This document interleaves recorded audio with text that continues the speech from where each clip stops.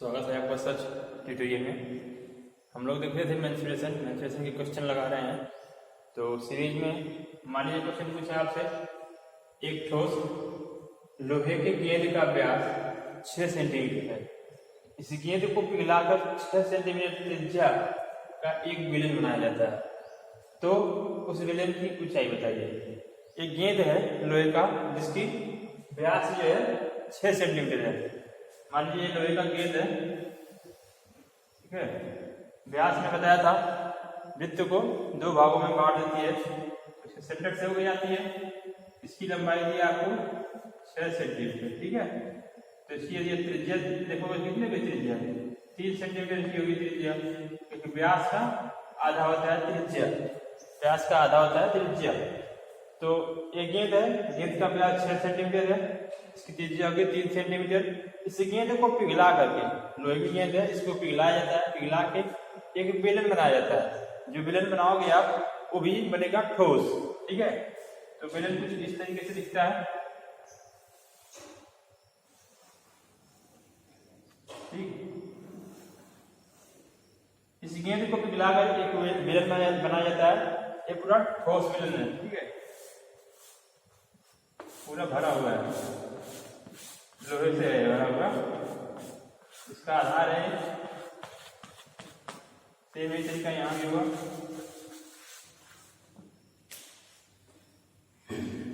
एक ठोस बेलन बना दिया गया है। इसकी त्रिज्या, इसका क्या दिया है, त्रिज्या दिया है आपको। त्रिज्या इसका भी ऊपर वाला हिस्सा वृत्त के नुमा होता है, ठीक है। यहाँ पे वृत्त रहता है, तो इसका सेंटर कहीं यहाँ पे होगा, यहाँ पे होगा इसका सेंटर। तो यहाँ से यहाँ तक का दिया है 6 सेंटीमीटर, 6 मतलब 6 सेंटीमीटर त्रिज्या है इसकी, ठीक है। R बराबर 6 सेंटीमीटर। अब आपसे पूछा पिघला कर के बेलन बनाया जाता है, तो इसकी ऊंचाई बताइए। इसकी ऊंचाई ये वाली यहाँ से यहाँ तक की आपको बतानी है कितनी ऊंचा बनेगा, मतलब उसी मटेरियल से ये कितना ऊंचा बेलन बनेगा। तो इससे एक गोला है, गेंद है मतलब गोला है, तो गोला का कुछ आयतन होगा। आयतन मतलब उसमें कितना मटेरियल लगा है उसका आयतन होगा। उसी जो उसका आयतन होगा, क्योंकि उसी को हम पिघला के एक बेलन बनाए हैं, गोले को ही पिघला के एक बेलन बनाए हैं। तो जितना इसमें मटेरियल था वही मटेरियल तो इसमें लगा होगा बेलन में। तो इसका जो आयतन है बेलन के आयतन के बराबर होगा, क्योंकि मटेरियल सेम है, इसी को पिघला के आपने बनाया है। तो गोले का आयतन बराबर कर दीजिए आप बेलन के आयतन के। तो उस फार्मूले से आप जब बराबर करोगे इसके आयतन को, तो वहां से आपको S की वैल्यू निकल जाएगी। जैसे मैं करके दिखाता हूं, यहाँ पे देखिए सॉल्यूशन, ठीक है। अब गोले का आयतन निकालिए पहले आप। गोले का आयतन का फार्मूला पता होना चाहिए आपको। यदि आपको नहीं पता तो मेरा पिछला वीडियो जाकर देख सकते हैं। गोले का आयतन बराबर होता है 4/3 पाई R का क्यूब, गोले का आयतन होता है, ठीक है। और बेलन का आयतन क्या होता है, बेलन का आयतन बराबर पाई R स्क्वायर इंटू H। बेलन का आयतन पाई R स्क्वायर H, गोले का आयतन 4/3 पाई R क्यूब। आपने गोले को पिघला करके बेलन बनाया हुआ है, तो गोले का जो आयतन होगा, इसमें जितना इसमें मटेरियल लगा होगा वही सेम मटेरियल बेलन में लगा होगा, तो उसका आयतन इसके आयतन के बराबर कर दीजिए आप। तो प्रश्नानुसार लिखिए, प्रश्नानुसार 4/3 पाई R का क्यूब बराबर। अब देखिए यहाँ पे मैं क्या R दोनों मान लिया हूँ। गोले वाले को मान लीजिए आप R1, इसको मान लीजिए R2, ठीक है।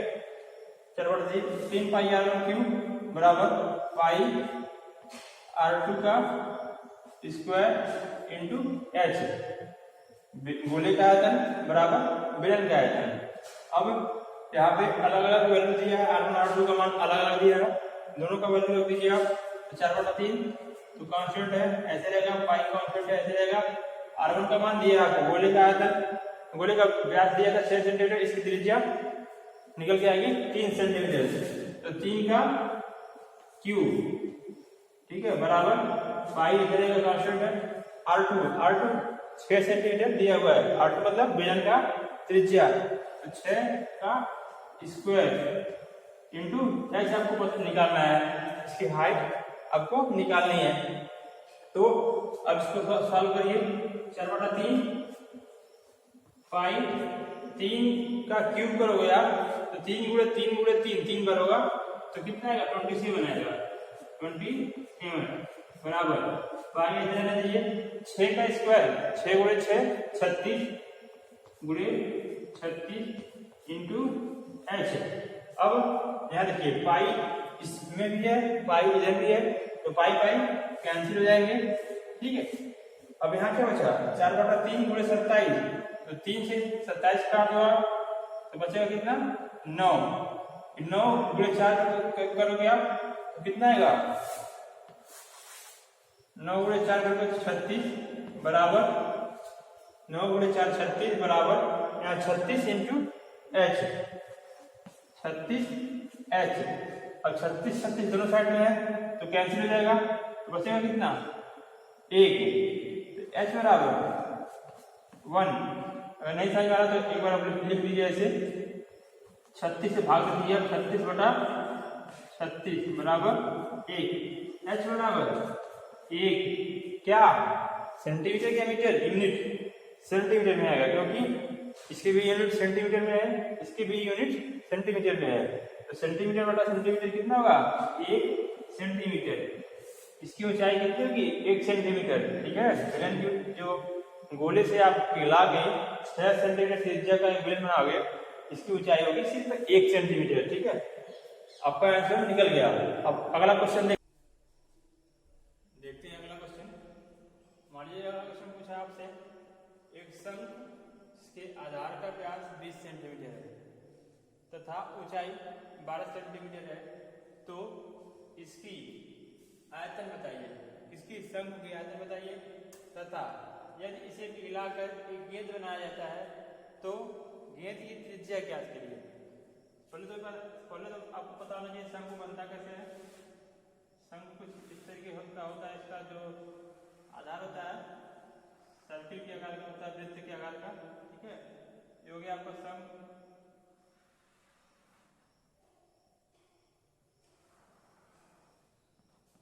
ठीक है। ये हो गया आपका शंकु। नीचे इसका पेंदी है गोल के आकार का, ऊपर ऐसे उठा हुआ है, शंकु है।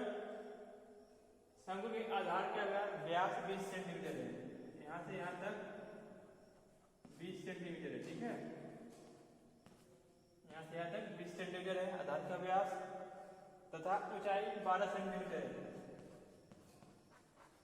12 सेंटीमीटर यहाँ से यहाँ तक की ऊंचाई 12 सेंटीमीटर है, तो इसका आयतन बताइए। पहले तो आप इसका आयतन निकाल लीजिए। शंकु का आयतन बराबर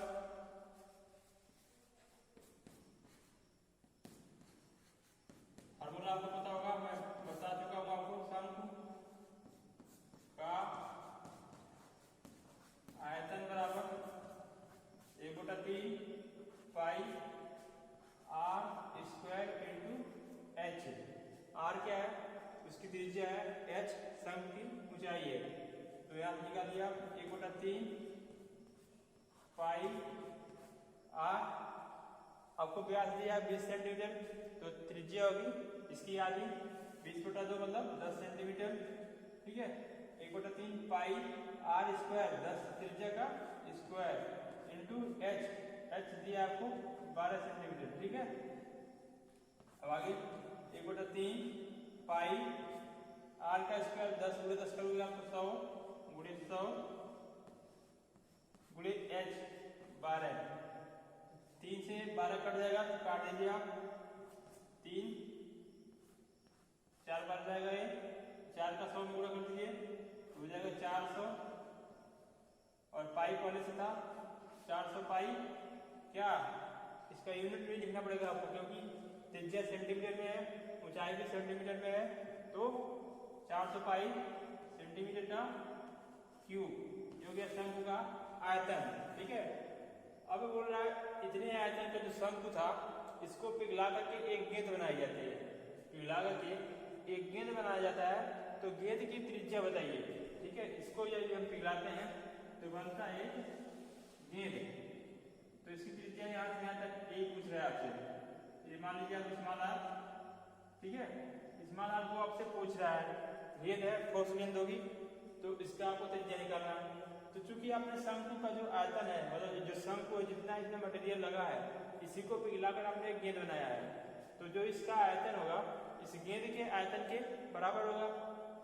तो अब गेंद का आयतन भी निकालना पड़ेगा आपको। गेंद का जो आयतन का फार्मूला होगा वो शंकु के जो आयतन आई है इसके बराबर कर दोगे आप, तो वहां से गेंद की जो त्रिज्या निकल के आ जाएगी। अगर देखते हैं इसका इसी में इसको मिलाता हूं मैं।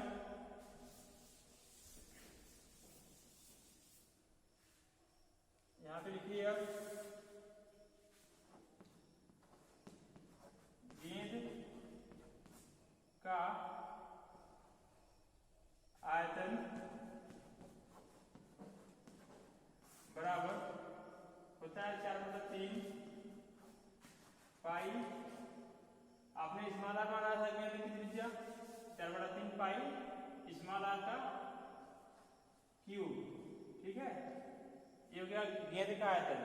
ये जो गेंद का आयतन है ये शंकु के आयतन के बराबर होगा, क्योंकि आपने शंकु को मिला करके गेंद बनाया है।